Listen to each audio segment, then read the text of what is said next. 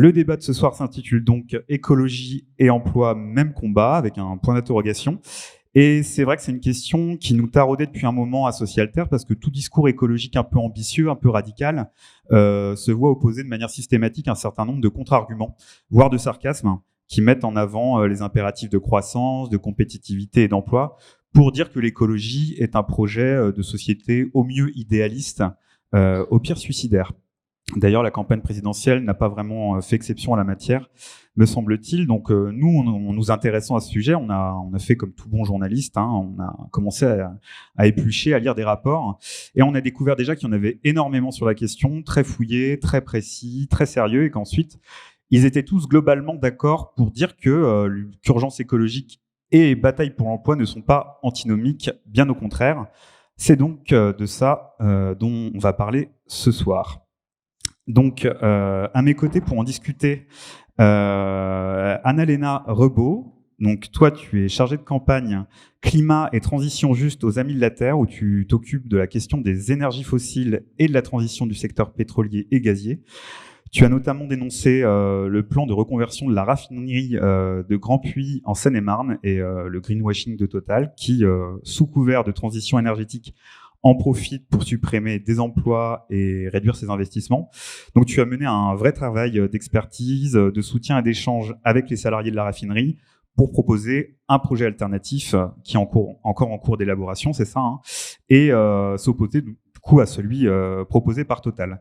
Et pour finir, tu as participé à une enquête sur les visions et les attentes des travailleurs et travailleuses du secteur pétrolier et gazier en France, enquête dont on va pouvoir reparler au cours de nos discussions, j'imagine. C'est bon, j'ai rien oublié? Parfait. À côté de toi, Pauline Boyer, tu es activiste, membre du mouvement écologiste Alternatiba et également chargée de campagne à l'ONG Greenpeace en charge de la transition énergétique. Tu as notamment été l'une des décrocheuses de portraits d'Emmanuel Macron, action pour laquelle tu as été assignée en justice pour vol en réunion et jugée avec 9 autres militants en 2019. Non, c'est une légion d'honneur quand même, c'est même pas terminé. Et tu as également été très active avec Alternatiba pour monter une action dont on reparlera sûrement, qui s'appelle Avion à terre, qui a consisté à envahir avec des militants le tarmac d'aéroport pour bloquer le trafic aérien et du coup attirer l'attention sur la nécessité de réduire ce même trafic. Et enfin, Alternatiba, que tu représentes ce soir, l'année dernière, a co-signé avec plusieurs associations, ONG et syndicats un rapport intitulé Pas d'emploi sur une planète morte, dans lequel est déclinée une série de mesures pour accompagner la reconversion écologique de l'économie. Et enfin, à côté de toi, Romain Morizot. Donc toi, tu es ingénieur aéronautique, membre du collectif ICAR et de Pensons l'aéronautique pour demain, deux collectifs engagés pour la réduction des émissions de gaz à effet de serre du secteur aéronautique. Donc vous réfléchissez collectivement à la reconversion écologique de l'industrie aéronautique à l'échelle de régions, principalement de la région Occitanie, où sont implantées des entreprises comme Airbus, Thales et Safran. Et avec des universitaires, des spécialistes en énergie, des économistes, des riverains, vos réflexions ont donné lieu en septembre dernier à un rapport intitulé « Moins d'avions, plus d'emplois ». Donc c'est totalement dans le thème de ce débat, auquel nous consacrons d'ailleurs un article dans le dossier de notre dernier numéro. Alors, première question que je pose à mes trois invités. Le discours écologique peut être perçu par les travailleurs et salariés de certains secteurs industriels, que ce soit l'automobile, les hydrocarbures, l'aéronautique ou le nucléaire, comme synonyme de dévalorisation de leurs compétences, de suppression d'emplois, de fermeture d'usines, de reconversion à marche forcée. Donc ces formes d'opposition, de crainte, sont-elles fondées et surtout, comment y répondre? Je me tourne pour commencer vers toi, Romain. En tant qu'ingénieur dans une industrie accusée de porter une lourde responsabilité dans la crise écologique, peux-tu nous raconter un peu comment toi tu as basculé et ensuite comment on évite, en portant le discours que tu portes, d'être accusé de, je cite, « scier la branche sur laquelle on est assis », qui est une phrase qui revient dans le rapport dont je viens de parler, moins d'avions, plus d'emplois. Merci déjà pour l'invitation. Effectivement, nous, dans notre on est assez seul, on va dire, hein, puisque on contribue donc au réchauffement climatique et derrière on trie nos déchets globalement. Donc on est assez, on a vraiment du mal en fait dans notre tête à être en accord avec notre métier et on a des collègues aussi qui nous disent: «Bah, pourquoi tu dis que, notre secteur en fait pollue? Ça va, derrière bah, comme tu viens de le dire, hein, scier notre branche sur laquelle on est assis». Et donc c'est très difficile, bien entendu, dans notre secteur de porter ce genre de message et ça a été porté, en 2020, avec tout ce qui s'est passé avec la pandémie, où les gens ont commencé à réfléchir, autour de leur métier et ça leur a permis justement, bah, de faire un pas de côté, en fait et de se rendre compte qu'effectivement, bah, leur secteur, il est écocidaire et que, si on continue comme il a été, comme il le fait aujourd'hui, donc si on continue la croissance du trafic aérien tel que le secteur le souhaite, eh bien, on va, très clairement dans le mur. Et bah, partant de là, il faut réfléchir et donc c'est ce qu'on a fait dans le collectif. On s'est retroussé les manches et on a commencé à réfléchir, à savoir comment on peut faire pour allier les 2, voler quand même, mais avoir beaucoup moins d'impact, sur le climat et on a vu en discutant donc avec des ingénieurs, avec des ouvriers, avec des citoyens tout simplement, avec des enseignants-chercheurs également. On a vu qu'il y avait des solutions pour ça, et que, la croissance du secteur n'est pas obligatoire, pour que le système soit viable, en tout cas. Je me tourne à présent vers toi, Nalena. Donc toi, tu as travaillé avec les salariés et les syndicalistes de la raffinerie de Grandpuits. Est-ce que tu peux nous raconter un peu comment ça s'est passé, les oppositions qu'il y a pu y avoir parce que le discours ambiant met souvent en avant le fait que la classe ouvrière n'est pas prête, n'est pas consciente en fait des enjeux écologiques. Ce qui ressort de ton enquête et de tes observations de terrain, j'imagine, c'est que c'est tout le contraire. Oui, exactement. Bonsoir à toutes et à tous, et puis merci pour l'invitation. La première chose que je voulais dire en réaction à ton introduction, c'était aussi, en fait, on accuse souvent la transition écologique de risquer de détruire des emplois. Mais en fait, si on regarde les 50 dernières années, ce qui a détruit des emplois principalement, c'est le système économique actuel. Ça se voit dans le secteur de l'automobile, dans le secteur du textile, dans le secteur de l'agriculture, et aussi dans le secteur pétrolier et gazier, où c'est même avant qu'on commence à vraiment entamer une transition écologique qu'il y a énormément de destruction d'emplois dans le secteur. Ensuite, moi, de ce qui ressort de mon contact avec les salariés du pétrole et du gaz, à la fois sur la raffinerie de Grandpuits en Seine-et-Marne, mais aussi dans cette enquête qu'on a menée auprès d'un panel beaucoup plus large, c'est qu'il n'y a pas d'opposition fondamentale à la transition énergétique en tant que telle. Par contre, il y a une opposition aux méthodes dans lesquelles c'est fait. L'exemple de Grandpuits, il est particulièrement prenant, mais en fait, l'exemple de toutes les reconversions des raffineries ces dernières années, c'est la même chose à chaque fois, en fait. C'est un plan de reconversion qui est imposé par Total, parfois un peu de nulle part. Dans le cas de Grandpuits, en fait, historiquement, c'est pas la transition écologique qui a motivé la reconversion de la raffinerie, c'est que l'oléoduc qui reliait la raffinerie au pétrole brut a commencé à fuir parce qu'il était mal entretenu, et du coup, en fait, le processus de reconversion s'est accéléré, et en fait, on s'est retrouvé dans une situation où Total a sorti en quelques mois un plan de reconversion qui ne remplit ni les impératifs écologiques, ni les impératifs sociaux, parce que la CGT estime qu'il y a 700 emplois qui sont menacés sur le site. Et en plus de ça, ça respecte même pas d'impératif de sécurité, puisque les salariés estiment qu'en l'état actuel, le projet de reconversion met en danger la sécurité des salariés. Et ce qui ressort de l'enquête qu'on a menée de façon plus large auprès des salariés du secteur pétrolier et gazier, en fait, c'est la même chose. C'est qu'ils sont extrêmement conscients du changement climatique. Il y en a 95% qui en sont inquiets. Ils ont majoritairement envie de se reconvertir. C'est 80% des personnes qu'on a interrogées souhaitent se reconvertir. Mais elles rencontrent des freins à cette reconversion qu'on pourra évoquer après.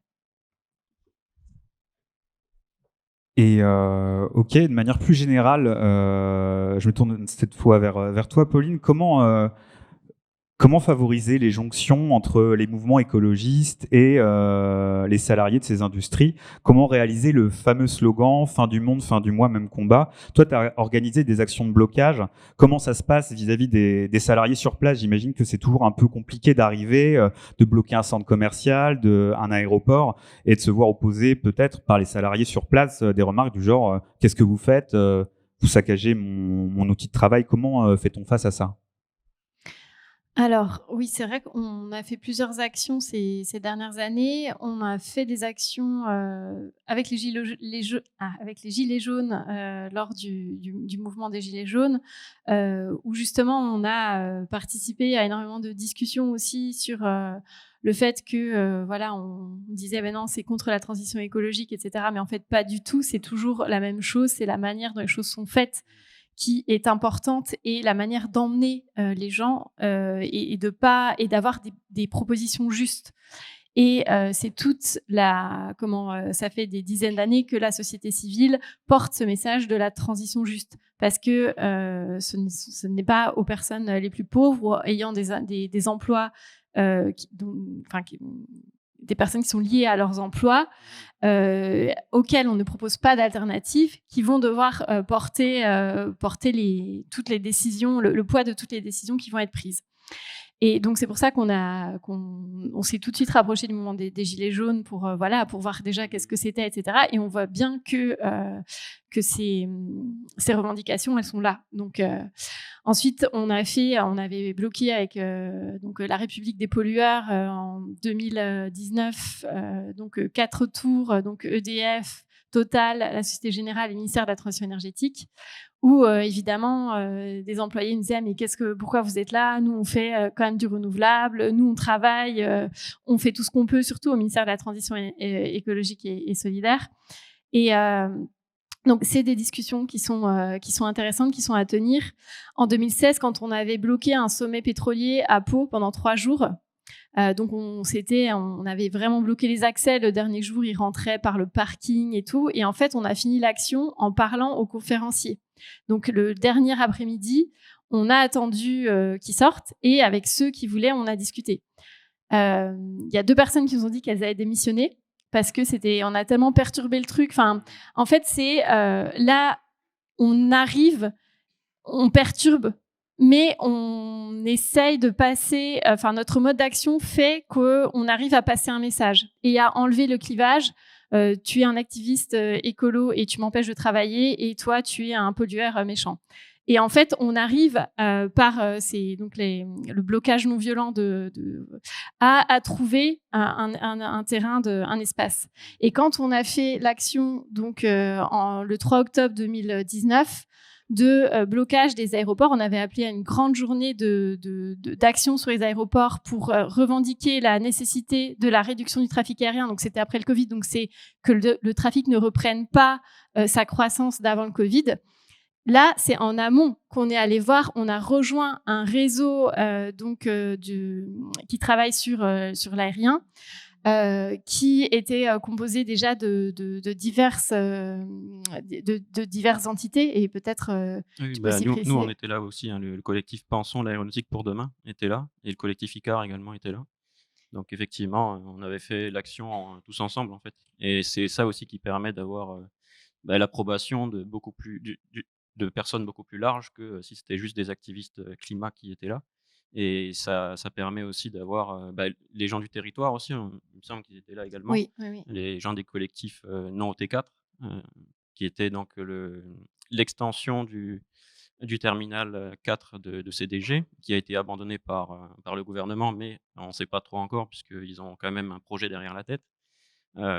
Et aussi ce que je voulais rajouter par rapport à ce que tu disais, c'est que lorsque les territoires, lorsque les citoyens, lorsque les salariés, en fait, ils sont mis dans la boucle, on s'aperçoit que les transitions de territoire se font beaucoup mieux. Il y a pas mal d'histoires qui sont écrites, hein, en Espagne notamment, sur des mines qui ont dû s'arrêter parce qu'il y avait plus de minerais.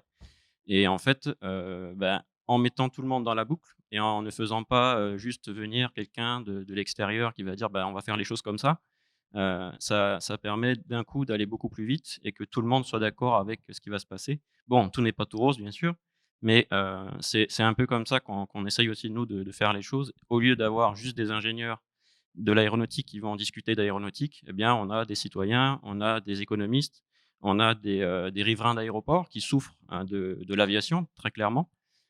Et ça nous permet, nous, d'avoir ensuite une vision beaucoup plus large du problème. Parce que, en tout cas pour moi, j'étais pas au courant qu'un aéroport avait énormément de problèmes dus juste au bruit, par exemple. C'est quelque chose qu'on ne voit pas dans les écoles. Et donc forcément, si on n'est pas coutumier du fer, on le sait pas. En fait, c'est ça, c'est l'alliance de toutes les différentes entités qui ont tous des points de vue différents qui fait la richesse et qui permet de trouver un dénominateur commun pour lutter ensemble. Et c'est, voilà, la question, c'est, en tout cas pour Alternativa, c'est comment est-ce qu'on ouvre des espaces de dialogue dans l'action, puisque c'est ce qu'on sait faire.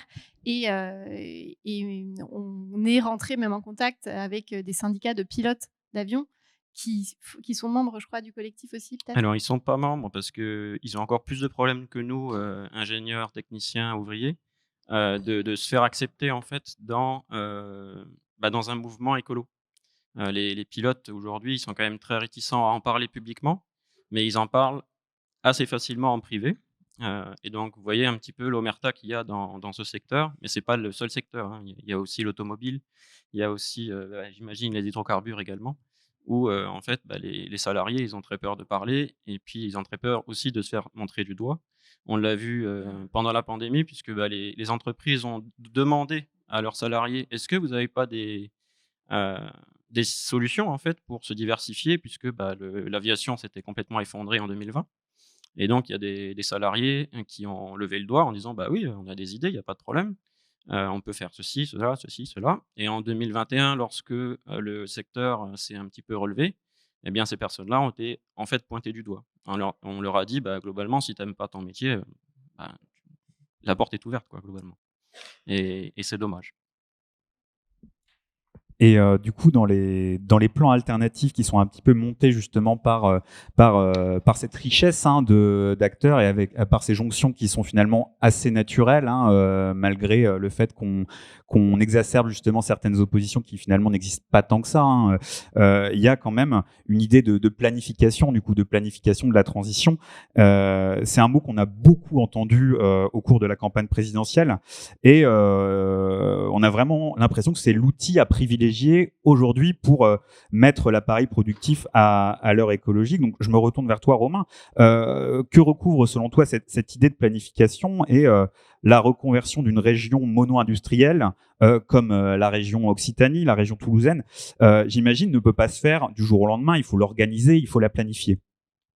Oui, tout à fait. On est conscient, qu'on ne pourra pas changer les choses en 5 minutes, mais en tout cas, il y a des choses qu'on peut faire, très rapidement. Mais en lien du coup avec le territoire, on a donc sorti notre rapport qui s'appelle «Moins d'avions, plus d'emplois», tu en parlais tout à l'heure, dans lequel on a plusieurs niveaux d'action, des niveaux d'action locale, à l'action régionale, à l'action, départementale, à l'action nationale également. Mais vu qu'on parle nous d'aéronautique, on a aussi l'aspect international. On peut pas, il est vrai que la France ne peut pas prendre des mesures, du jour au lendemain, alors qu'on a des aéroports qui sont, tout autour de la France. Le secteur aérien, comment dire? S'organiser, dès qu'il a une contrainte, d'accord? Donc, si on lui met une contrainte en France, il va aller atterrir, à Bruxelles, très clairement. Donc c'est pas possible. Et donc effectivement, cette planification, selon nous, elle est primordiale. Aujourd'hui, les entreprises, elles planifient à 3 ans, à 5 ans, à 10 ans, mais elles planifient leur croissance globalement. J'ai entendu, Delphine Batho qui disait qu'il y a des textes européens qui s'opposent à toute action, pardon, qui irait à l'encontre de la croissance économique de l'Europe, de l'Union européenne. Et donc, même si c'est pour une considération, environnementale. Donc là, on a très clairement un problème à ce niveau-là. Et si, ce problème-là n'est pas adressé, eh bien, forcément au niveau local, on ne pourra pas faire grand-chose. Parce qu'on va se heurter à ce texte-là. Donc effectivement, pour nous, la planification, elle se fait à différents niveaux. Et effectivement, si à la base, eh bien, il y a personne qui pousse, comme, les activistes, comme, les personnes qui sont, mobilisées, eh bien, au niveau en haut, il se passe rien non plus. Donc ça, c'est vraiment à différents niveaux qu'il faut voir les choses. Et j'ajoute, il me semble que c'est pas que à l'échelle européenne. Il me semble que certaines lois en France, notamment la loi de budget, ne peut pas être votée, ne peut pas être prise si elle ne respecte pas certains impératifs, certains indicateurs, donc la croissance du PIB. Anna-Elena, sur les autres secteurs des industries lourdes et polluantes, à quoi peut servir aussi la planification? J'imagine que ça peut aussi servir à anticiper la transition et les compétences nécessaires à la reconversion écologique de l'appareil productif? Oui, en fait, le mot anticiper, c'était vraiment le mot d'ordre qui ressortait de l'enquête qu'on a menée auprès des travailleurs du secteur pétrolier et gazier, qui nous disaient tous, en fait, on sait pas où on va. Et du coup, pour moi, la planification, c'est une vision de long terme.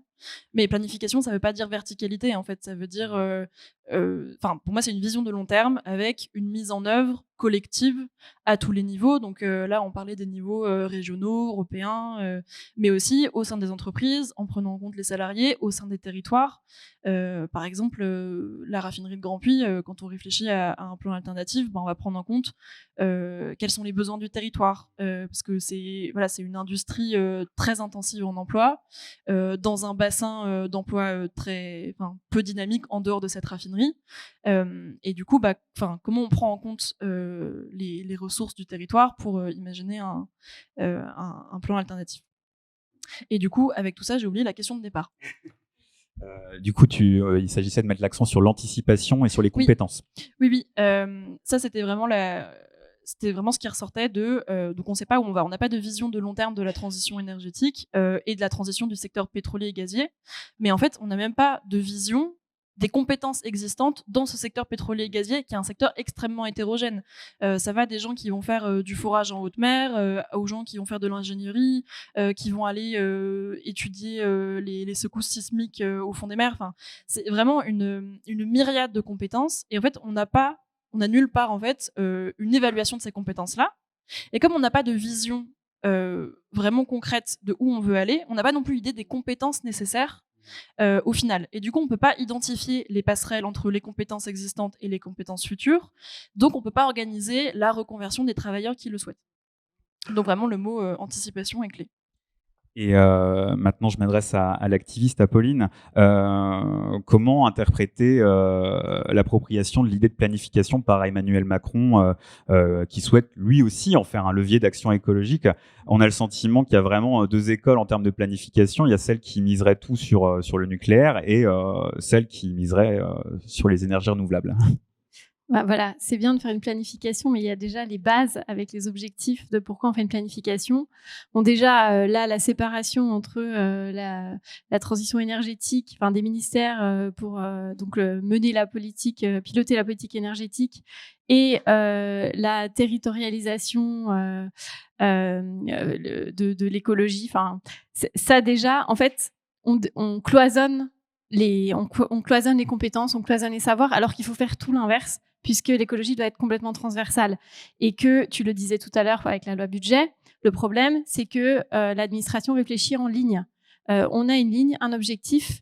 Si on se donne un objectif de développement de l'éolien, on ne va pas être au-dessus de la ligne, parce que sinon, c'est pas bon dans le budget, alors qu'en fait, c'est bien pour l'intérêt général.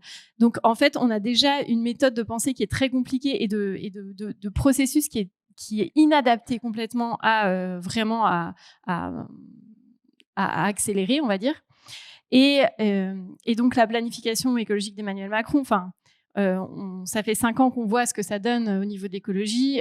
Moi, je ne crois pas un mot de ce qu'il dit par rapport à l'écologie, et je ne suis pas la seule.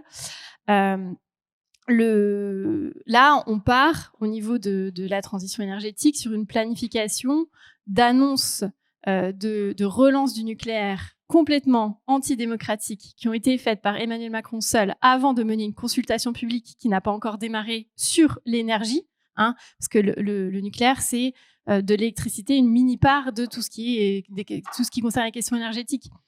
Et donc, ça veut dire quoi? Ça veut dire que si on veut construire 6 EPR, on a besoin d'embaucher 30 000 personnes, d'avoir des 30 000 ingénieurs, ouvriers, etc., formés pour faire du nucléaire. Alors que le nucléaire est dans un état lamentable, l'EPR ne fonctionne pas après 15 ans de travaux, etc.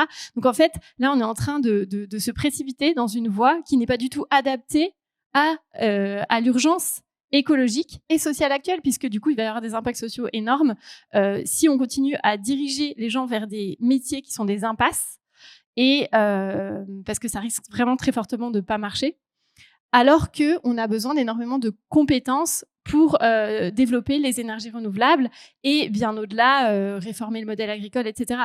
Donc, une planification qui est basée déjà sur un objectif qui n'est pas adapté aux enjeux actuels, Voilà, de toute façon, je pense qu'elle va être compliquée, la planification, mais en plus, elle est inadaptée.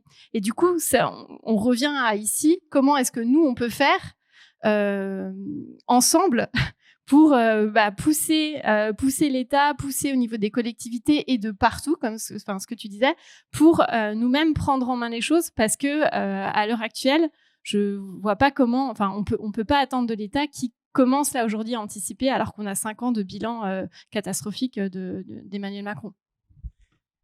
Et du coup, pour impliquer le maximum d'acteurs, alors c'est vrai qu'on a parlé de la planification qui fait appel à un État centralisateur, mais il y a aussi du coup un autre levier que je trouve intéressant d'aborder, c'est justement le rôle des salariés directement sur leur réappropriation de leur outil productif.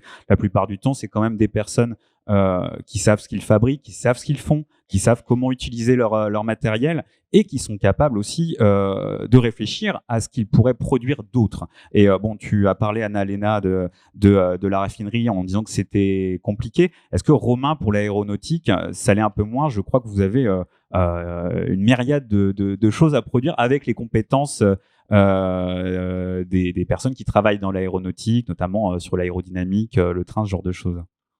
Ce que tu disais était très intéressant, hein, c'est qu'en 2020, nous, la première chose qu'on a faite, justement, c'est d'essayer de faire on a fait un forum social de l'aéronautique, on l'a appelé, et qui permettait justement de lister toutes les compétences qu'on avait dans l'aéronautique. Ensuite, on a fait un deuxième atelier pour avoir un panel de besoins qu'on aurait dans l'Occitanie, dans le territoire de l'Occitanie, des besoins sociétaux, et le dernier atelier, c'était d'essayer justement de faire le lien entre les compétences qu'on avait dans l'aéro et les besoins sociétaux. Et on s'aperçoit qu'on a mis 6 heures hein, globalement de travail, on était une 60aine, on s'aperçoit que très rapidement, on arrive à mettre des compétences en face des besoins, d'accord? Et ça fait partie aussi de la planification dont on parlait juste avant. On essaye de voir quels sont nos besoins actuels, quels sont nos besoins futurs. On sait qu'on va avoir des soucis sur l'alimentation locale notamment. Savoir que l'Île-de-France, par exemple, elle a 3 jours d'autosuffisance alimentaire, il me semble. Et donc sans camion, c'est très compliqué. Donc essayons d'y penser justement à l'échelle du territoire de l'Île-de-France et puis de voir si on n'a pas des compétences qu'on peut utiliser pour remédier à ce besoin-là. Lorsqu'on dit à des personnes aussi de voyager moins quand ils partent en congé, ça nous appelle aussi d'autres réflexions finalement sur nos vies, tout simplement. Pourquoi on a besoin de s'évader? Pourquoi est-ce que c'est pas lié à l'urbanisme dans lequel on vit? Et donc du coup, est-ce qu'on va pas chercher des compétences aussi dans l'urbanisme pour voir si on pourrait pas changer les choses et puis que les gens, en fait, au lieu de devoir s'évader, ils puissent rester chez eux et puis s'y plaire finalement. Et puis après, toutes des notions autres comme le temps de travail. Est-ce qu'on ne travaillerait pas trop? Est-ce que ce serait mieux de travailler moins? Et ça, je crois que je m'éloigne un peu de la question, mais mais en fait, ce que je voulais dire par là, c'est que dès qu'on s'intéresse à un sujet, que ce soit l'automobile, que ce soit l'aviation, que ce soit n'importe quel sujet, en fait, finalement, eh bien, on s'aperçoit qu'on va devoir obligatoirement traiter d'autres sujets. Et c'est ça qui est intéressant, c'est que donc tout le monde a vraiment son mot à dire, que ce soit des citoyens, que ce soit des élus, que ce soit n'importe qui. Et il faut absolument qu'ils soient écoutés, quoi. Parce que ça ne pourra pas venir de l'État. L'État a son rôle à jouer, c'est clair, mais ça ne pourra pas venir uniquement de lui. On voit ce que ça donne depuis une trentaine d'années. Et ma prochaine question s'adresse vraiment à tous les trois, c'est un peu libre. Est-ce qu'on pourrait imaginer des nouveaux droits, des nouvelles marges de manœuvre à mettre en place directement dans les entreprises et en premier lieu dans les entreprises polluantes pour associer directement les salariés à cette reprise en main et à cette transition, à cette reconversion écologique? Je sais pas, on pourrait imaginer un droit de préemption, par exemple, pour une entreprise qui, c'est un peu de la politique fiction, hein, mais pour une entreprise qui s'engagerait dans des voies écocidaires. Est-ce que vous avez connaissance? Est-ce que vous pensez qu'il y a des choses à faire à ce niveau-là? Alors, je ne suis pas une experte de la gouvernance des entreprises, donc je n'aurais pas d'idée de dispositif très concret. En tout cas, ce qui ressort de notre travail, déjà, c'est qu'il y a une volonté de la part des salariés d'être impliqués dans les décisions. Mais voilà, n'ayant pas les connaissances très précises de la gouvernance des entreprises, je ne peux pas imaginer exactement à quoi ça ressemblerait. Je sais que dans certaines entreprises qui travaillent dans le secteur pétro-gazier, il y a des collectifs qui se sont montés de salariés qui sont intéressés par les questions écologiques, climatiques, et qui sont rassemblés, qui organisent des conférences, etc. Et ça a créé quand même une pression envers la direction. Il y a d'autres entreprises où vraiment les salariés se sont opposés à un projet en particulier, et du coup il y a eu une évolution de la direction. Donc je sais pas si peut-être qu'une des pistes, c'est aussi d'encourager, en fait, de rappeler aux salariés qu'ils ont un pouvoir, en fait, et qu'ils ont un droit de participer à la préparation de leur futur. Et c'est aussi une question très pragmatique de, en fait, juste si on veut encourager les salariés à se reconvertir et à imaginer un futur, en fait, il faut créer un futur qui soit désirable. Et pour avoir un futur désirable, il faut impliquer les personnes qui sont les premières concernées par ce futur. Donc voilà. Et j'imagine, oui, que une mobilisation des salariés pour aller aussi influer plus sur la direction, ou voilà, qu'il y a aussi des modes de mobilisation peut-être à imaginer au sein des salariés. Et en fait, je pense qu'il y a des modèles qui seront à imaginer au sein de chaque entreprise. Je pense pas qu'il y ait de Pas de modèle bonne unique. recette à appliquer partout. Tu voulais dire un mot, Romain? Alors, j'ai perdu ce que je voulais dire, mais en fait, il y a des leviers effectivement au niveau des salariés. Donc, il y a certains salariés qui démissionnent, tout simplement. Pardon, c'est pas simple, mais il y a des salariés qui ont le courage de le faire et qui ont aussi les moyens de le faire. Il faut avoir des moyens pour se dire bon, j'arrête de travailler et je réfléchis à ce que je pourrais faire d'autre. Et il y a les salariés comme moi, par exemple, qui vont rester dans le domaine pour justement être un petit peu le grain de sable de tout le rouage de l'entreprise. Parce qu'en fait, si tous ceux qui sont sensibles à l'écologie s'en vont, des entreprises polluantes, eh bien, il restera que des personnes qui seront convaincues que tout va bien. Et donc, ces personnes-là, elles sont intéressantes aussi dans cette entreprise-là. Je ne sais pas si vous connaissez aussi les fresques. Ça se développe un peu partout. Et c'est aussi un système qui permet justement d'avoir l'approbation de beaucoup plus de salariés, de l'ouvrier jusqu'au personnel dirigeant. Parce qu'en fait, il y a un déficit de connaissances sur tout ça. Et la dernière chose que je voulais dire aussi, c'est les étudiants. Les étudiants de l'aéronautique ont signé une tribune en 2020 à destination justement des entreprises en leur disant si vous ne changez pas, vous inquiétez pas, on ne viendra pas chez vous. Et ça a fait un coup de tonnerre chez Airbus notamment, parce que Airbus était une entreprise dans laquelle tous les ingénieurs aéronautiques voulaient aller. D'accord. Et c'était vraiment pour eux inconcevable. Ils se sont fait même reçus par l'ancienne ministre des Transports qui était Elisabeth Borne à l'époque. C'est remonté très, très haut en fait. Et donc ils ont été reçus par Airbus aussi, etc. Et on s'aperçoit aujourd'hui que c'est tombé un peu à l'eau. Il n'y a pas eu d'action derrière ça. Et donc, on peut s'attendre à ce que les étudiants qui vont sortir de l'école là, au mois d'août, potentiellement, ils n'aillent pas dans les entreprises de l'aéronautique telles qu'elles sont aujourd'hui. Et ça va les faire vraiment changer. Parce que, oui, les étudiants, c'est l'avenir de la planète. Donc forcément, s'ils n'ont plus les compétences, ils vont devoir changer de gré ou de force, en tous les cas. Et j'imagine qu'il y a aussi un rôle énorme des syndicats, potentiels. Et c'était l'idée de plus jamais ça, qui a été lancée au moment du Covid avec Greenpeace, la CGT, Oxfam, je crois, et je crois que j'en oublie et les Amis de la Terre, voilà, bien sûr. Voilà, peut-être tu peux mieux en parler que moi, mais voilà, l'objectif c'était de discuter ensemble et de voir ce qu'on pouvait faire. Et mais peut-être tu veux parler de la chapelle d'Arblay? Je sais pas si tu as... Parce en gros, il y a eu plusieurs batailles qui ont été menées ensemble, dont donc l'usine de la chapelle d'Arblay, qui est une usine de recyclage de papier à côté de Rouen, qui devait fermer. Et donc, les syndicats, les employés se sont mobilisés pour ne pas la fermer, parce que en fait, ça n'a aucun sens de fermer une usine de recyclage de papier aujourd'hui. Et donc, il y a une lutte commune, il y a une mobilisation devant Bercy, etc., etc.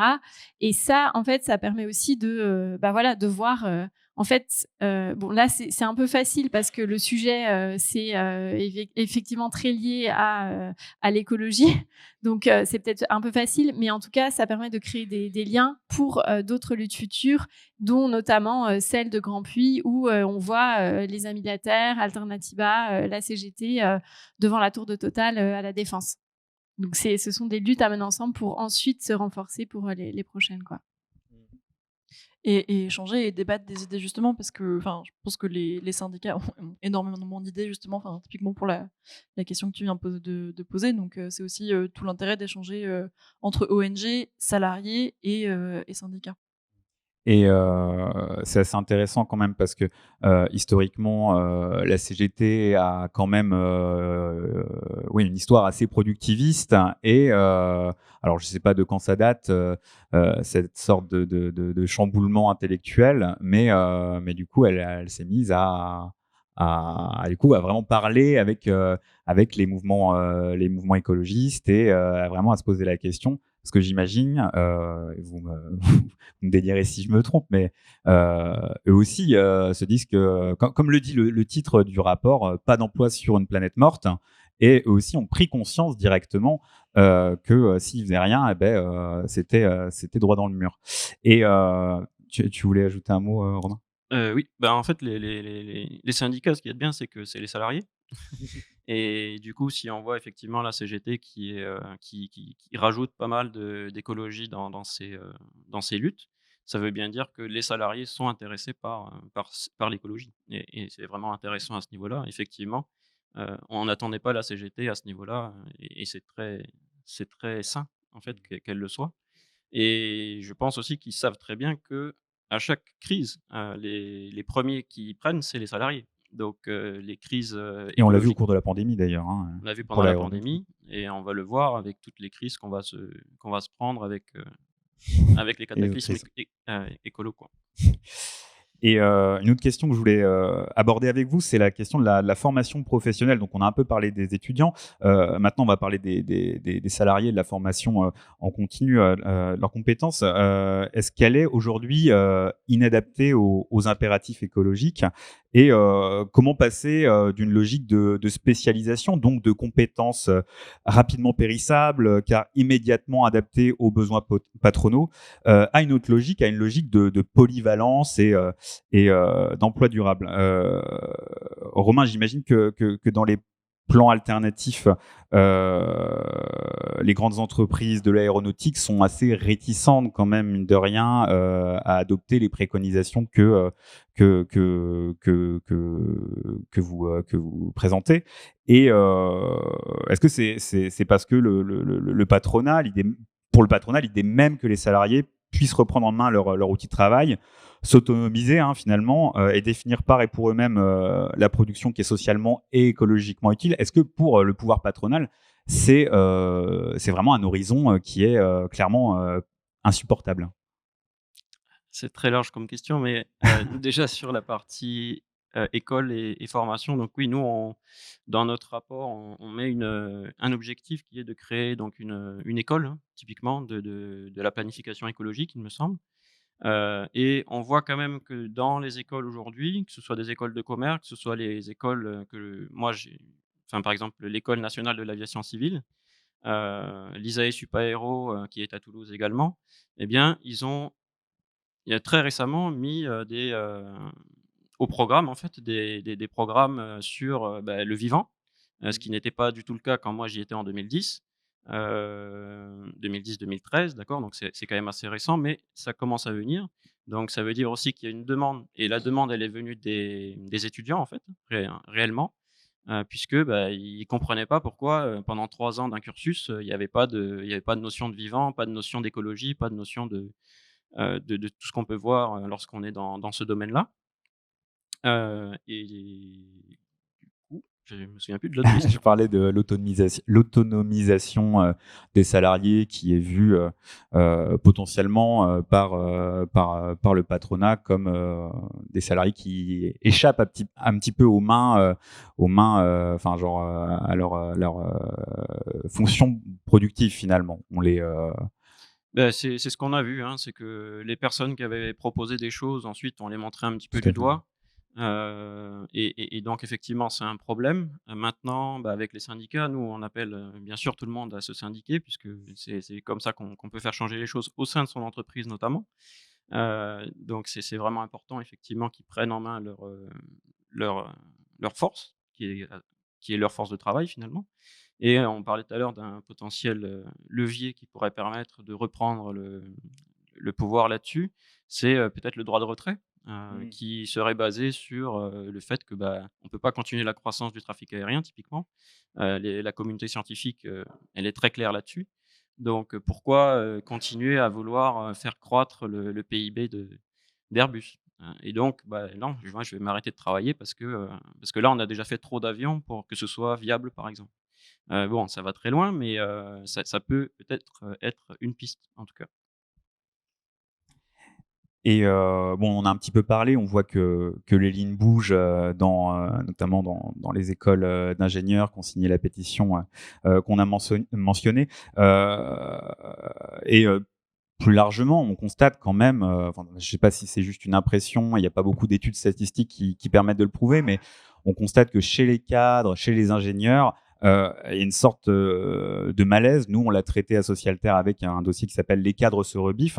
Pauline, je crois justement que ouais, les lignes bougent à ce niveau-là, notamment dans les grandes écoles. Et toi, est-ce que tu l'as constaté, notamment, tu me parlais de Sciences Po Saclay et Oui, avant, en école d'ingénieur, moi, j'avais des amis qui rêvaient de travailler chez Total. Enfin, c'était le Graal. Et en fait, là, c'est l'inverse. Et enfin, c'est l'inverse. Total galère à recruter. Ils sont obligés de mettre en avant leur branche énergie renouvelable, etc. Donc là, il y a déjà un changement qui s'opère. Il y a eu 2 luttes de gagner cette année d'étudiants qui refusaient que Total implante un bâtiment sur leur campus, donc de Polytechnique à Saclay. Et donc, les polytechniciens ont fait alliance, ont fait des actions, notamment avec Greenpeace. Donc, c'est très, très surprenant. Mais il y a eu toute une lutte qui a été menée et qui a été gagnée pour que Total ne vienne pas étendre sa sphère d'influence là où on forme les étudiants et les étudiantes.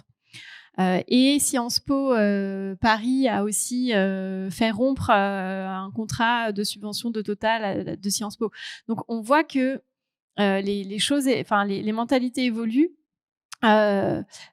parce que les jeunes, en fait, je pense qu'il y a aussi quelque chose de générationnel et les jeunes arrivent sur le marché du travail ou voient bien qu'ils vont arriver dans des impasses. Donc, il y a quelque chose là qui n'a pas été assez vite du côté de la planification de l'éducation. On revient toujours à la planification. Et on n'y est pas encore. Parce que de toute façon, la trajectoire qu'on a en ce moment en France, elle n'est pas bonne. Donc là, il y a effectivement un enjeu d'être dans le système et de savoir comment est-ce que je vais en sortir. Et il y a de plus en plus de personnes qui démissionnent, comme tu le disais, parce qu'il y a une nécessité de sens et une telle urgence climatique que quand on la comprend et qu'on a les moyens, c'est toujours pareil, qu'on a les moyens de sortir du système parce que c'est pas évident. Donc il y a beaucoup de choses à créer. Il y a plein d'emplois qui sont nécessaires aussi et des domaines d'expertise on était en formation énergie renouvelable avec Negawatt aujourd'hui avec Annalena, dans les transports au gaz, dans le développement des éoliennes offshore. La France pourrait avoir une bonne place à ce niveau-là. Enfin, il y a des choses à faire dans tous les domaines. Donc c'est plutôt voilà comment est-ce qu'on arrive à trouver des débouchés.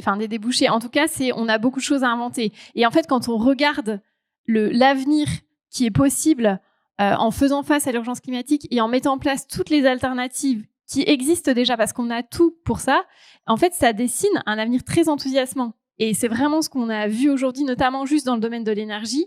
Ça transforme la vie en positif. Donc, on a plutôt un avenir beau à ce niveau-là, sauf que le récit dominant nous fait croire que c'est l'inverse.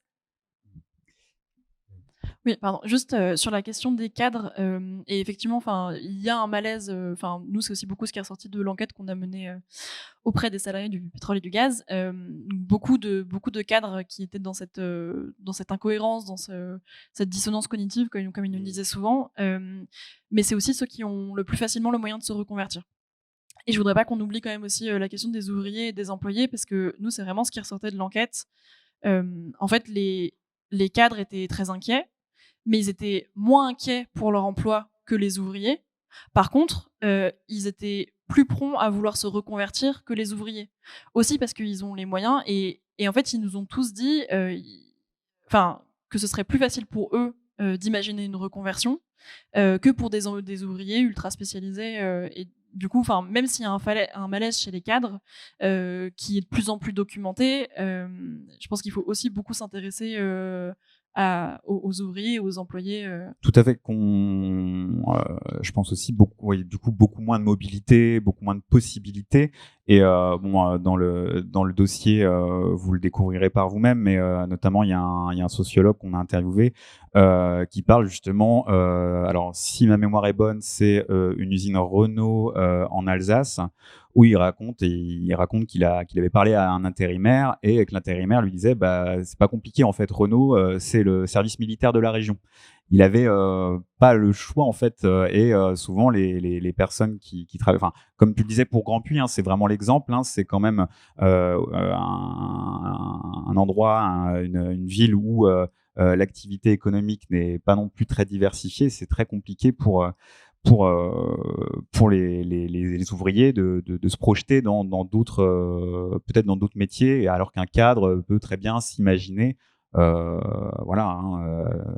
a pas mal parlé du phénomène des néo-ruraux, des néo-paysans, s'imaginer faire autre chose de sa vie et avoir une seconde vie dans une autre qualification. Et effectivement, on parlait des horizons un peu enthousiasmants.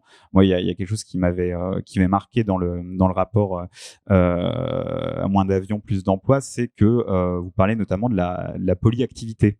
Et de l'idée qui, moi, à titre personnel, me réjouirait beaucoup, je caricature un petit peu, c'est l'idée qu'on pourrait, par exemple, être le matin journaliste et l'après-midi travailler, avoir un travail agricole. Est-ce que tu peux un peu revenir là-dessus, Romain, et après on passera aux questions, je pense, parce que l'heure tourne. Oui, donc nous, au collectif ICA, du coup, on a pour idée de monter une agence qu'on va appeler une agence d'intérim, pour que ce soit plus simple. Et l'idée, c'est quoi? C'est que des salariés qui travaillent aujourd'hui 5 jours par semaine ou 6 jours par semaine, eh bien, puissent travailler une journée ailleurs. Donc, tu parlais de l'agriculture, mais c'est pas forcément le seul secteur dans lequel on peut travailler. L'idée, c'est justement de se mettre au service des besoins sociétaux dont on parlait tout à l'heure. Donc il y a l'agriculture, mais il y a plein d'autres secteurs dans lesquels on peut aller donner son temps, finalement. On a pas mal de startups qui sont en recherche de compétences et qui ont du mal, en fait, à recruter parce que c'est pas les licornes dont Macron parle. Et donc il n'y a pas les millions d'euros qui tombent tous les mois à la levée de fonds. Et ces entreprises-là, elles recherchent des personnes qui sont potentiellement dans l'aéronautique, mais aussi ailleurs, pour avoir cette compétence-là un jour par semaine et faire avancer le projet pour qu'ensuite il y ait potentiellement un emploi à la clé, finalement. Donc c'est un peu ce qu'on essaye de monter actuellement, mais on n'a pas beaucoup de moyens, donc c'est un peu compliqué. Et ça peut aussi permettre à des personnes qui veulent pas passer de 3 000 € par mois à 750 pour un maraîcher, d'accord? De faire ça de façon beaucoup plus douce, puisque vous aurez qu'une seule journée à laquelle vous allez être moins bien payé. Et ça aussi, ça nous fait penser que comment est-ce possible qu'un maraîcher soit payé, quand ça marche, 750 € par mois? Alors qu'un ingénieur, à 3 000 €, c'est le salaire, on va dire, «normal», on va dire, entre guillemets.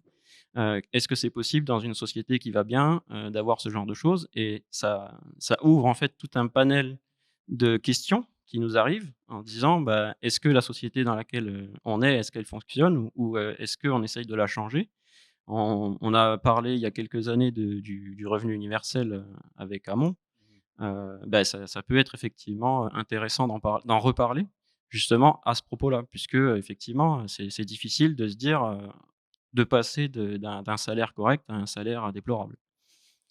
Voilà. Du coup, on va peut-être passer aux questions du public. Donc, je ne sais pas s'il y a un micro qui tourne et s'il y a des personnes qui ont des choses à demander. J'en vois 2. Là.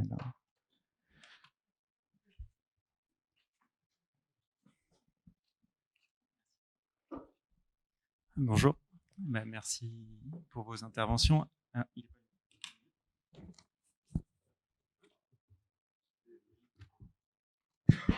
Allô? Oui, ok. Donc merci à vous 4. Alors moi j'ai une petite question, mais peut-être que vous avez commencé un peu à le mentionner. Comment on articule ces actions qui sont locales ou ponctuelles ou sectorielles avec une vraie question politique sur l'organisation économique, sociale du monde dans lequel on vit? Typiquement, donner plus de poids aux salariés face au patron. Est-ce que ça ne questionne pas l'utilité du patron?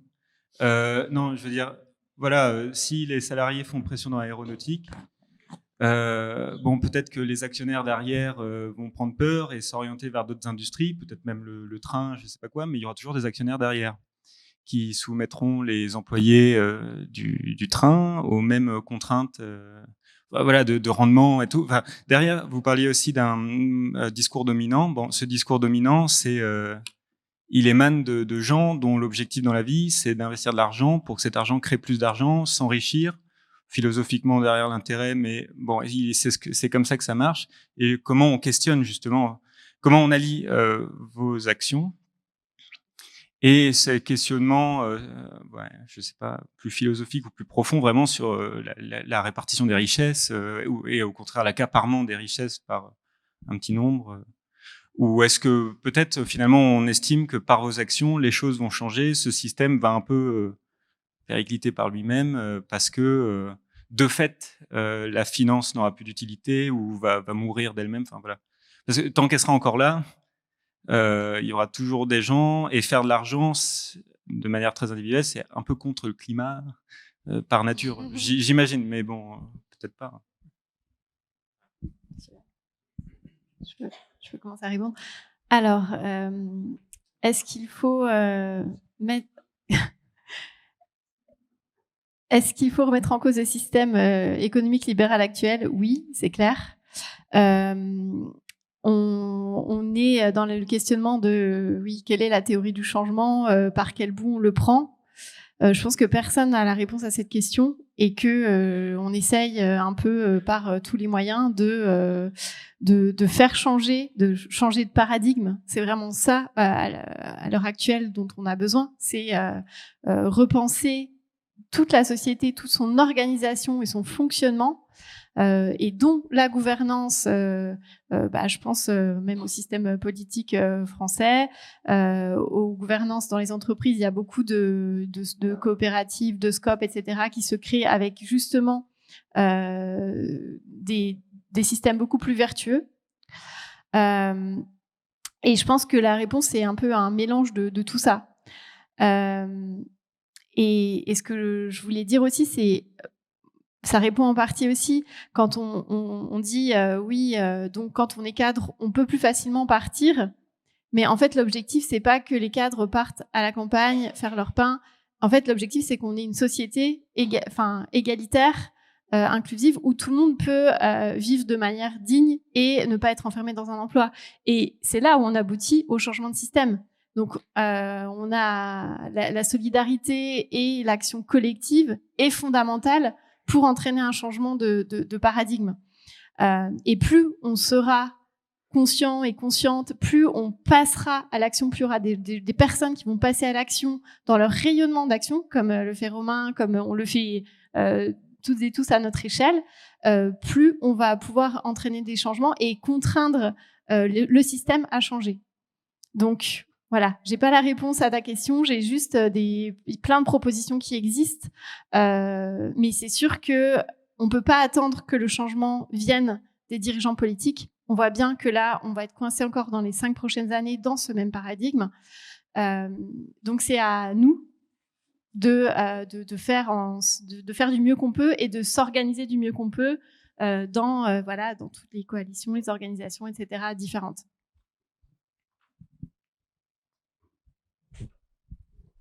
Une autre question? Bonsoir. Hugo, je suis infirmier depuis 5 ans. Merci beaucoup pour votre intervention et pour le super magazine. Évidemment, je voulais vous poser une question sur la santé, même si c'est pas forcément vos spécialités, c'est un peu sur l'industrie de la santé. Je voulais savoir si vous saviez la situer en termes de gaspillage et de dépenses énergétiques, parce que j'imagine qu'il y a eu des études qui ont été faites et que ça a été classé. Parce que voilà, au quotidien, c'est vrai que je vois que c'est tout à usage unique. Il y a 0 recyclage nulle part.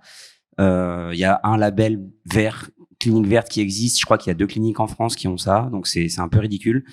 Et en même temps, c'est un peu tabou parce que c'est la santé. Donc on peut pas parler de recyclage. Donc voilà, je voulais savoir où est-ce qu'on se situait un peu par rapport à ça et surtout s'il y avait des choses qui se faisaient et si je pouvais avoir des pistes un petit peu derrière, parce que j'ai du mal à trouver ça sur Internet. Alors oui, effectivement, la santé, c'est compliqué parce que, c'est compliqué. En gros, tout ce qui était stérilisé ne l'est plus, donc tout est à usage unique.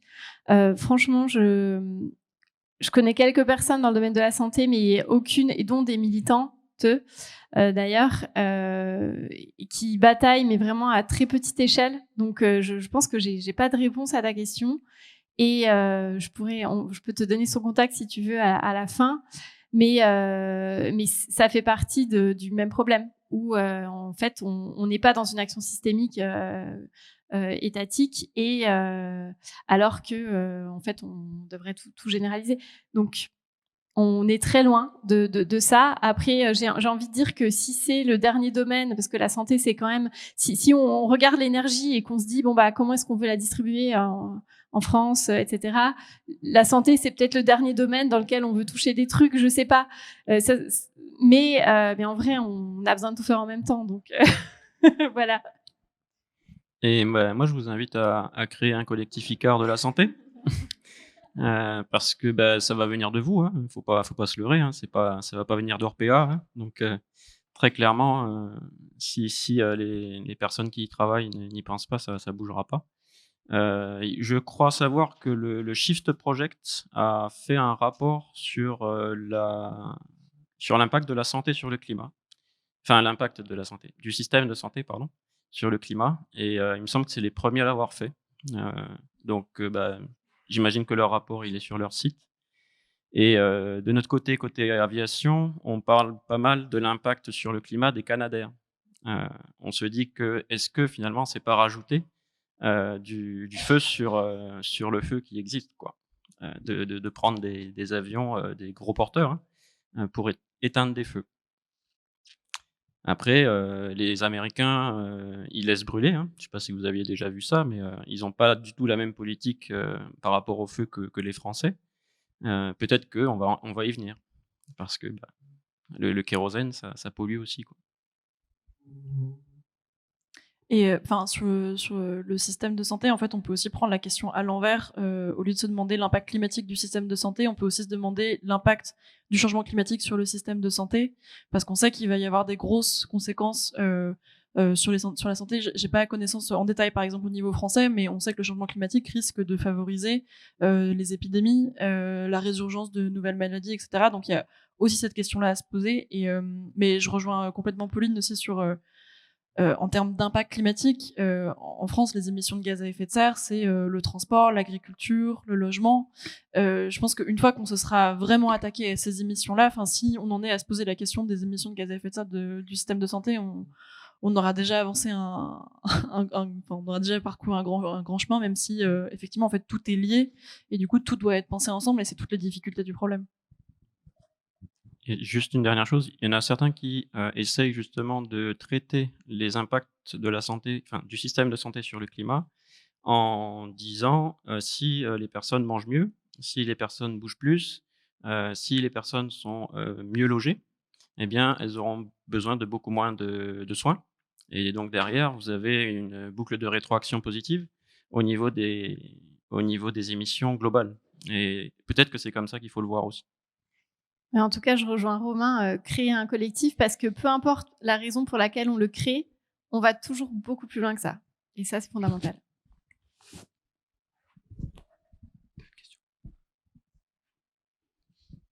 Bonsoir. Comment interprétez-vous les résultats plus du premier tour que deuxième tour des élections? Et quelles sont vos pistes de réflexion sur les solutions si vous estimez qu'il y a un problème? Il n'y a pas, de toute façon, en termes d'élection, on vote anonymement, donc on ne sait pas pour qui vous avez voté.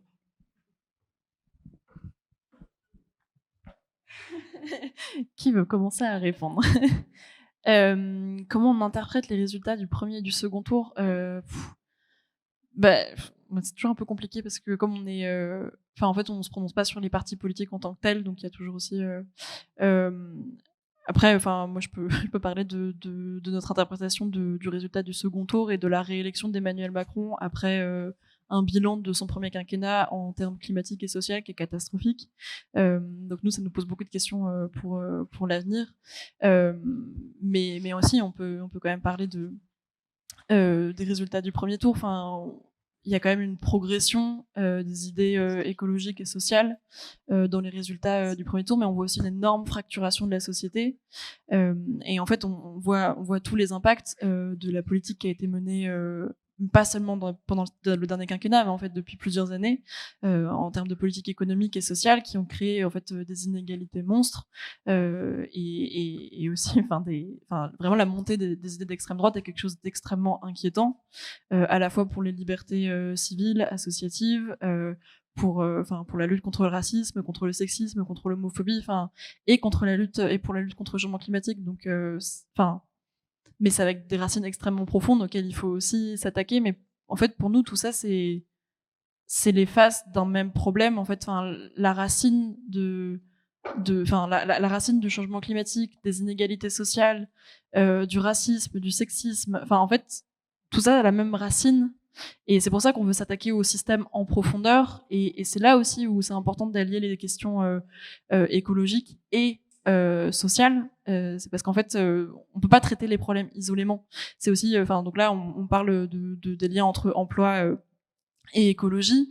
Nous, ça fait plusieurs années aussi, et Alternativa le fait beaucoup, c'est d'aller aussi nouer des nouvelles alliances avec des collectifs antiracistes, avec des collectifs féministes, et aller vraiment, nouer des alliances pour aller s'attaquer aux racines du système et pas aux symptômes. Et juste une chose, j'ai lu un article il y a très récemment, c'était après le deuxième tour, une personne interprétait les résultats du premier tour notamment comme la fin du parti Europe Écologie Les Verts, parce qu'en fait tous les partis aujourd'hui se sont positionnés autour de l'écologie, et ça c'est assez nouveau, il me semble, et pour lui c'était une victoire que justement il y ait plus une force politique écologiste en soi, et que finalement toutes les composantes de l'échiquier politique parlent d'écologie. Alors, on verra dans les mois et les années à venir si cette personne avait raison.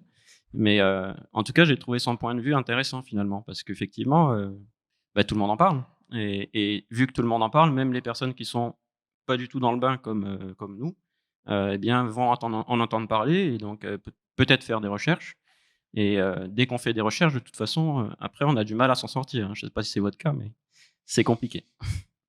Et en tout cas, il ne faut pas se laisser décourager par ce résultat, parce que, justement, il y a eu quand même, il a failli avoir, en tout cas, un des candidats, parce qu'on fait des décryptages des programmes des candidats aux élections présidentielles, et donc il y a quand même eu un des candidats qui a failli aller au second tour. Après, on ne sait pas ce que ça aurait donné, mais il y a différents leviers d'action. Le levier d'action politique, dans le sens politique partisane, ça en est un, ça c'est clair. Mais du coup, nous, on est le levier d'action de la société civile, et donc ça veut dire qu'on doit continuer à faire des marches, à faire des conférences, à faire des blocages, à activer tous nos leviers d'action qu'on a à notre portée pour que justement pour faire avancer ces idées dans la société et avancer de plus en plus vite. Et les législatives. Les législatives. Mais enfin, faut pas oublier. Enfin, on a eu aussi beaucoup de difficultés avec le premier quinquennat Macron à faire passer des politiques climatiques et sociales ambitieuses parce qu'il avait une majorité à l'Assemblée. Et en fait, il y a beaucoup de choses qui peuvent changer avec une opposition plus forte à l'Assemblée qui porte des idées écologiques et sociales beaucoup plus ambitieuses.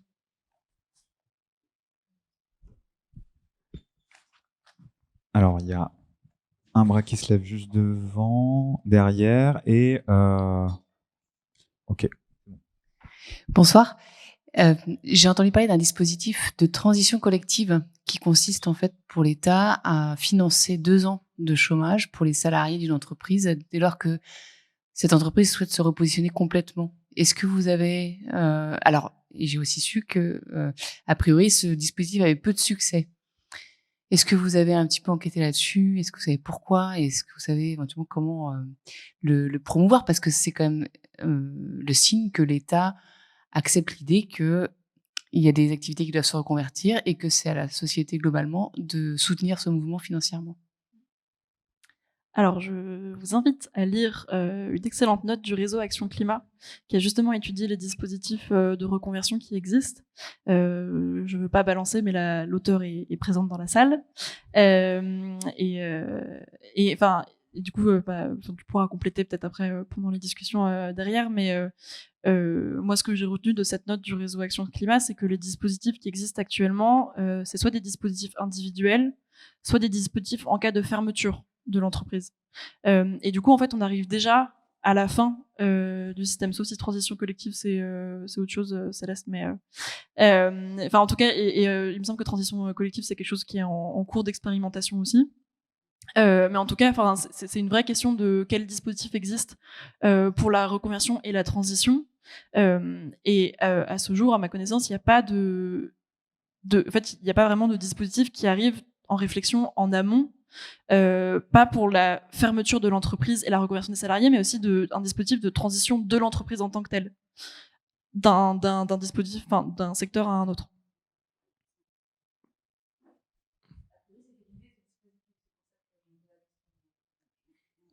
On pourra en parler à 3 alors après avec Céleste.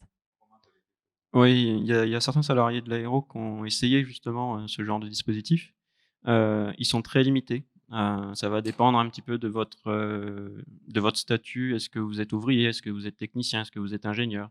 Déjà, si vous êtes ingénieur, c'est même pas la peine parce que le système considère que vu que vous êtes ingénieur, vous allez pouvoir vous reconvertir tout seul. Ce qui est, en tout cas, c'est sûr que c'est plus simple pour un ingénieur qu'un ouvrier, hein, c'est clair. Mais c'est tellement, il y a vraiment des conditions qui sont drastiques. Et nous, en tout cas, on appelle à ce que ces dispositifs-là soient vraiment libéralisés et que tout le monde puisse y avoir accès, qu'on soit ingénieur, qu'on soit technicien ou ouvrier. On va peut-être prendre les 2 dernières questions du coup et on continuera de manière plus informelle au bar juste à côté. J'ai cru voir qu'il y avait 2 bras qui s'étaient levés tout à l'heure. Oui, non, oui, au fond et ici. Philippe, quelqu'un au fond, voilà, juste là. Oui, c'est bon, j'ai un micro. Merci. Bon. Ah, pardon. Oui, en fait, j'ai l'impression qu'on est dans un moment où la transformation écologique du monde du travail, c'est une vision ultra minoritaire qu'on est obligé de rentrer un peu au pied de biche dans les représentations. C'est ce que vous faites assez bien avec ce numéro, ou quand j'entends le rapport qui s'appelle moins d'avions, plus d'emplois. Enfin, on est dans des espèces de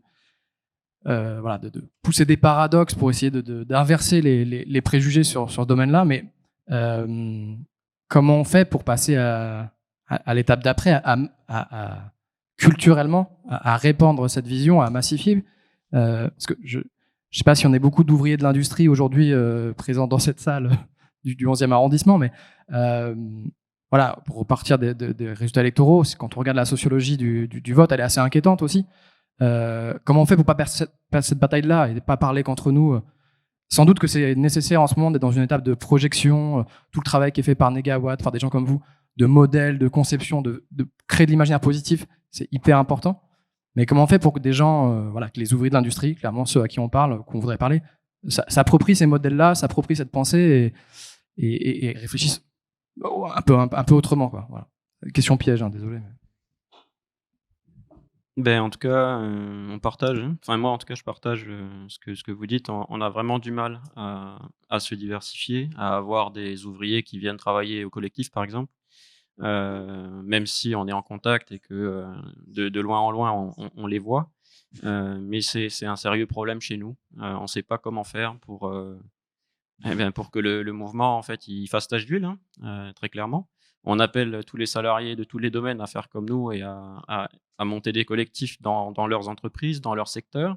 Mais on voit que ça prend du temps, même si il y a quand même pas mal de choses. Il y a pas mal de collectifs, vous n'êtes pas seul, des choses comme ça qui existent. Des personnes qui ont démissionné aussi, qui se sont dit: «Bon, moi, j'arrête et puis j'essaye de faire autre chose». Mais très clairement, aujourd'hui, on est un peu limité effectivement dans les personnes qui nous écoutent et on a du mal à aller, au-delà. Du coup, je sais pas. Si vous avez des si vous avez des idées, on est preneur. Mais je pense que c'est vraiment la question centrale et en fait, on se la pose en permanence. C'est-à-dire que là, on a un peu développé toute l'idée, la théorie, et que maintenant, il s'agit vraiment de passer à l'action. Et je pense que c'est là où on pourra atteindre un nouveau public, en fait, en donnant des exemples concrets et en prouvant par l'exemple l'intérêt d'allier ces questions. Et c'est tout l'objet, par exemple, du travail qu'on est en train de faire à la raffinerie de Grand Puy, où donc là, on est en train d'élaborer des pistes de reconversion dont on va ensuite discuter avec les salariés, les mettre en débat et voir ensuite comment ça peut être mis en œuvre ou non. En tout cas, j'espère que ça pourrait être mis en œuvre. Mais c'est une vraie question, et notamment la question d'aller toucher aussi les ouvriers. Enfin, en fait, là, j'ai parlé à plusieurs reprises de l'enquête qu'on a menée auprès des salariés du pétrole et du gaz. C'est énormément de cadres qui nous ont répondu parce que c'est ceux qu'on a réussi à atteindre. Et là, maintenant, il faut aussi vraiment aller atteindre les autres personnes qui travaillent dans le secteur qui ne sont pas des cadres, parce que on parle beaucoup des cadres, mais voilà, il y a d'autres personnes. Donc moi, je pense vraiment que ça passe par les luttes locales, par des exemples concrets, et c'est là, je pense, où tout l'intérêt de coalitions comme Plus Jamais Ça, donc qui est cette coalition entre ONG, syndicats, qui vont apporter un soutien et des expertises nationales, enfin en fait qui apportent mais qui échangent du coup avec des luttes locales. Et voilà, et de remporter des victoires ensemble pour montrer que c'est possible. Et oui, en fait, il faut trouver aussi des moyens de dialoguer. Et en fait, le travail avec la raffinerie de Grand Puy, ça passe aussi par juste aller à la raffinerie. Enfin, en fait, au début, ils se sont mis en grève pendant 40 jours. En fait, les Amis de la Terre étaient présents sur le piquet de grève pour dialoguer avec les salariés et donc principalement les ouvriers, parce que c'était pas tant les cadres qui étaient en grève, en tout cas pas sur le piquet de grève. Mais voilà, enfin, ça passe aussi vraiment par un dialogue de tout instant et une vraie écoute. En fait, je pense qu'il y a aussi l'enjeu à ne pas être dans juste les grands discours, comme ça si bien le faire notre cher nouveau président. Et être vraiment dans l'action concrète, enfin le dialogue et l'action, je pense. Juste une dernière chose, on se heurte aussi au fait que les ouvriers, les techniciens sont très rarement appelés à parler, hein. Il y a les ingénieurs effectivement qui parlent souvent, mais les ouvriers, on les entend jamais. Et donc on se heurte aussi nous à ça. Et donc c'est aussi ça qu'il faut changer, en leur disant que ils ont aussi la parole. Et pour certaines personnes, déjà, c'est compliqué de prendre la parole parce qu'ils se sentent pas légitimes, alors qu'ils le sont tout comme tout le monde finalement. Prendre la parole aussi dans une assemblée, c'est pas simple. Je sais de quoi je parle. J'ai pas du tout l'habitude de faire ce que je suis en train de faire. Et il y a beaucoup de personnes qui sont dans mon cas et qui vont absolument jamais prendre la parole en assemblée parce que ils vont penser qu'on va les montrer du doigt ensuite ou des choses comme ça. Donc c'est pareil, il faut essayer de libérer cette parole-là. Et je pense aussi que pour répondre aussi à la question, qu'est-ce qu'on fait après les élections? Merci Socialterre d'organiser des débats, mais je pense que débattre, ça va permettre de diminuer la pression sociale qu'on a aujourd'hui, quoi. On va prendre une toute dernière question.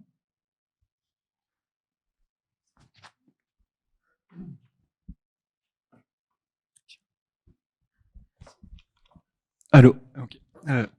J'ai pas l'habitude non plus. Alors, ça, je vais essayer de le garder très bref. Vous avez semblé, Romain, mentionner une méthode de décision collaborative qui traverse toute la hiérarchie, Fresque, je crois. Est-ce que vous pouvez revenir un tout petit peu dessus et plus généralement à tous les trois nous parler des expériences de démarche collaborative, en gros, des expériences de décision collaborative que vous avez pu avoir.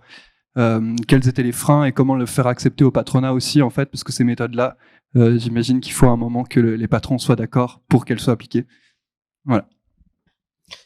Alors, peut-être je vous laisserai en parler des fresques du climat, peut-être que vous savez pitcher ça beaucoup mieux que moi. Mais en fait, ça plaît beaucoup au patronat, justement, les fresques, parce que c'est construit comme une conférence dans laquelle ils ont vraiment l'habitude d'évoluer, si vous voyez ce que je veux dire. C'est très, bon, je vais dire un mot bizarre, mais c'est très macroniste en fait. Vous avez tout le monde qui a droit à la parole, vous avez un objectif aussi, vous allez devoir donner des solutions à des problèmes généraux. Et c'est des choses que des personnes d'école de commerce ont vraiment l'habitude de faire quand ils sont dans leurs écoles, et aussi nous, les ingénieurs. Mais une personne qui va être ouvrier ou technicien n'a pas du tout l'habitude de faire. Et du coup, ça permet aussi de faire ce qu'ils appellent le team building. C'est vraiment ça, ce qu'on peut faire dans des séminaires d'entreprise. Et donc, ça plaît beaucoup. Et ça permet justement d'avoir les ordres de grandeur. On en parle beaucoup dans les milieux écolos, qu'il y a beaucoup de personnes qui ne connaissent pas les ordres de grandeur des pollutions, ce genre de choses. Et ça permet justement de sortir des 3 heures de cette fresque-là avec des ordres de grandeur, et puis d'arriver maintenant à débusquer dans les discours politiques, dans les discours des entreprises, dans les publicités, tous les problèmes en fait qu'il y a.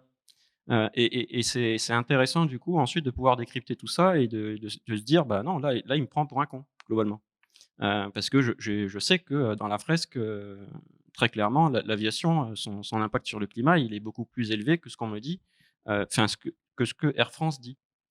Et on s'aperçoit ensuite même que Air France ne ment pas, d'accord, parce qu'ils sont très intelligents. Ils ne mentent pas, c'est juste qu'ils prennent juste une petite partie de la pollution de l'aviation. Et donc, ils ont raison dans ce qu'ils disent. Mais si on prend plus largement les choses, eh bien, on s'aperçoit que quand même l'aviation a un impact assez fort là-dessus. Et pour une dernière chose, après je laisse la parole, c'est sur les coopératives.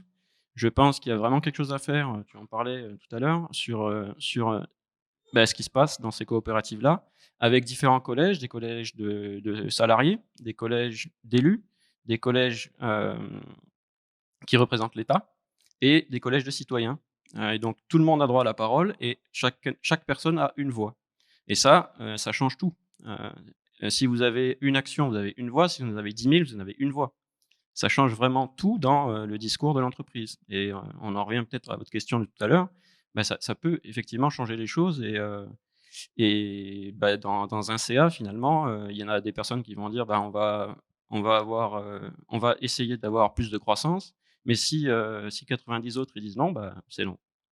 Et du coup, les profits sont réinvestis dans l'entreprise, ou alors ils sont donnés aux salariés. Des fois, des coopératives prennent ça comme décision en disant non, les profits, on ne va pas les prendre pour ceux qui ont amené le capital, mais on va les donner à ceux qui ont créé les richesses.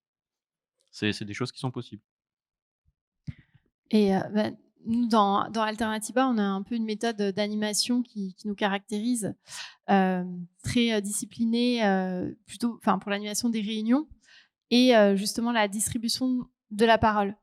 Donc, on envoie des ordres du jour avant, on fait un compte-rendu très détaillé et synthétique, on va dire, tout après, pour que les personnes qui peuvent pas assister à la réunion puissent quand même prendre des missions après.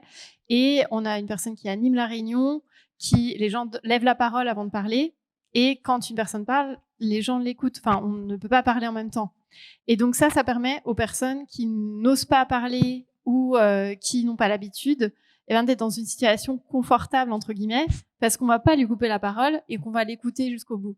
Tout en ayant des mécanismes de régulation. Si quelqu'un parle trop, en fait, on utilise des gestes, donc on fait un peu ça ou ça droit au but. En gros, on a un mécanisme de régulation et de distribution de la parole qui permet d'avoir des réunions efficaces et qui permet à tout le monde de s'exprimer. Du coup, ce sera le mot de la fin. On va bien sûr pouvoir continuer à discuter juste à côté, comme j'ai dit. J'en profite juste pour vous dire 2 petites choses avant qu'on passe à côté. Alors, la première, c'est que Pauline, je crois que tu es co-autrice d'un livre qui sort le 13 mai en librairie, intitulé Manifeste pour la non-violence, dans lequel tu reviens entre autres sur la construction d'un réseau pour la réduction du trafic aérien, si je ne m'abuse, hein, c'est ça ? Oui, qui est vraiment axé sur les stratégies de lutte non violente pour illustrer la force de ce qui est pour moi un outil de changement. Et la soirée de lancement, c'est le vendredi 6 mai à Paris. Du coup, la semaine prochaine au consulat, c'est à Parmentier, c'est pas très loin. Et j'imagine que toutes les infos sont sur les réseaux sociaux. Je vais poster bientôt. Ah, c'est bon. Ok. Bon, ça va voilà. y être. Et la seconde, c'est que nous, Socialterre, nous sommes en pleine campagne de financement pour notre prochain hors-série, dont Corinne Morel-Darleux, qui est l'autrice de Plutôt couler en beauté que flotter sans grâce, est la rédactrice en chef invitée. Donc, ce hors-série a pour titre Comment nous pourrions vivre. Et comme toute presse indépendante, on compte sur nos lecteurs et sur le soutien financier de nos lecteurs pour continuer à exister. Donc n'hésitez pas à précommander votre hors-série sur Ulule. Ça nous aide vraiment énormément et c'est grâce à ça qu'on peut continuer à vous proposer des magazines et des hors-séries de qualité. Voilà, je remercie du coup mes 3 invités et puis on passe à côté. Merci beaucoup.